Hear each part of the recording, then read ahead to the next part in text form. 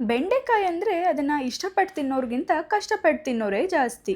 ಕಷ್ಟಪಟ್ಟು ಯಾಕೆ ತಿನ್ನಬೇಕು ಅಂದರೆ ಅದರಲ್ಲಿ ತುಂಬಾ ಒಳ್ಳೆ ಹೆಲ್ತ್ ಬೆನಿಫಿಟ್ಸ್ ಇದೆ ಆ್ಯಂಡ್ ಕಣ್ಣಿಗೆ ತುಂಬಾ ಒಳ್ಳೆಯದು. ನಮ್ಮನೆಯಲ್ಲೂ ಅಷ್ಟೇ ನನ್ನ ಹಸ್ಬೆಂಡಿಗೆ ಬೆಂಡೆಕಾಯಿ ಅಂದರೆ ಒಂಚೂರು ಇಷ್ಟ ಇಲ್ಲ. ಬಟ್ ನಾನು ಫೋರ್ಸ್ ಮಾಡ್ತೀನಲ್ಲ ಅಂತ ತಿಂತಿದ್ರು.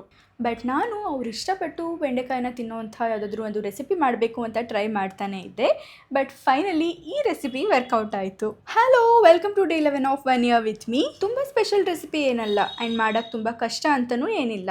ತುಂಬಾ ಸಿಂಪಲ್ ಆಗಿ ಇದನ್ನು ಮಾಡ್ಕೋಬೋದು. ಚಪಾತಿ ಜೊತೆಗಂತೂ ಇದು ಹೇಳಿ ಮಾಡಿಸಿದ ಕಾಂಬಿನೇಷನ್. ನಾನು ಯೂಶ್ವಲಿ ಯಾವುದಾದ್ರೂ ರೆಸಿಪಿನ ಶೇರ್ ಮಾಡಬೇಕು ಅಂದರೆ ನಾನು ಆಲ್ರೆಡಿ ಒಂದು ಸತಿ ಟ್ರೈ ಮಾಡಿ ಅದು ಚೆನ್ನಾಗಿ ಬಂದಿದ್ದರೆ ಮಾತ್ರ ಶೇರ್ ಮಾಡ್ತೀನಿ. ಅಂಥ ರೆಸಿಪಿಗಳಲ್ಲಿ ಈ ಬೆಂಡೆಕಾಯಿ ಪಲ್ಯ ಕೂಡ ಒಂದು. ಆ್ಯಕ್ಚುಲಿ ನನ್ನ ಹಸ್ಬೆಂಡಿಗೆ ತುಂಬ ಇಷ್ಟ ಆಗೋಗಿತ್ತು ಫಸ್ಟ್ ಟೈಮ್ ಮಾಡಿದಾಗ. ಸೊ ಈ ಸತಿ ಮಾಡುವಾಗ ಅವರೇ ಹೇಳಿ ಇದನ್ನೇ ಮಾಡು ಅಂತ ಹೇಳಿ ಮಾಡಿಸ್ಕೊಂಡಿದ್ದಾರೆ.